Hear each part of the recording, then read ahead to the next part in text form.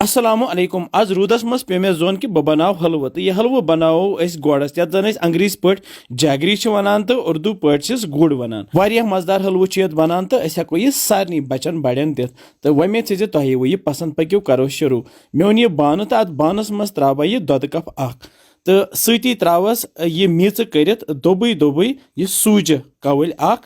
तो यह रलावो सही पे तो यह थवो वजन बापत 10 to 15 मिनट यपर ओन मे यह गोड़ तो मे गोड़ पैकेट ओनमुत तो अम नी मे तो यह थो मे नुक नुक कर कवल मज यह गोड़ बनो तुह कुन डिपार्टमेंटल स्टोरस मज या प्रोविजनल स्टोरस मज पैकड गैसस पे थो मे बान तो अत मज त्रा यह गोड़ ये नुक नुक थोमुत कर अमे पत त्रा यह दोबई दोबई ये गेव कवल यह साफ प्योर गेव तो कोशिश गई करें गेव गई साफे तो यह त्रो मे ये गोड़स सती यूता मे सूज त्राए तूता नु मे गेव तो ये त्रा ये खंड कवल अड़ अड़ खंड केवान कह तम हेकन गोड़ अलाव पहम त्रत यम सह पत म्यूठ त बन तो अमे पत रलावन सही पे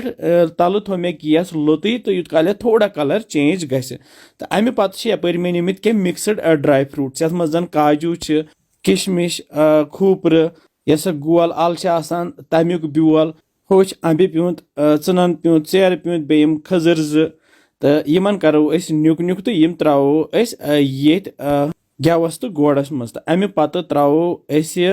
सूज तस वजन बापत थमच दोदस मज बे त्रोस यह आब कप तो अमे पत रलावो सही पे तल मे वन गैस थोमुत लोतई तो लथि पे करोन यह तैयार तुम वुचान यथ मज गई लकड़े हिश यम लकड़े ये गोड़ तो खंड युथ यह गर्म गस तो बेस ग्रेक यम लकड़े कुंबलन वन पाने तो यम रलन ये हलवा सती तो दिमो ये लगातार खलन युथ यह सोरे आब श्रपि यह गस पूर खुशक गसन इत कन हलवच खेवानी मे थो ये रंग थोड़ा तेजी पहम अगर तुम थोड़ा हल्का रंग यसान थवन तुम हेकि गोनथ गोड़ कम सी टाइमस लाइट ब्राउन ह्यू कर यह गोड़ हलव हेको खंड बगर त बनत युस जन कैलेस्ट्रॉल पेशेंटन वारिया मुफीद गोड़ बनोमुत गनस यम सह फायदे मिलान तो हलव वन वन तैयार वो क्युत जबरदस्त हलव बनो तो यह हेको बचन बड़न सारे दिथ मे यम लकट प्लेट तो अथ मज फिरो यह गोड़ हलव वो क्युत मजेदार तो क्युत तेज तेज हलव बनो जबरदस्त तो यम जन ड्राई फ्रूट क्या थमित बचित यम त्रा पे तो सजावन अमे वन बानस मज दोन चोन नफरन बापत तो वन करो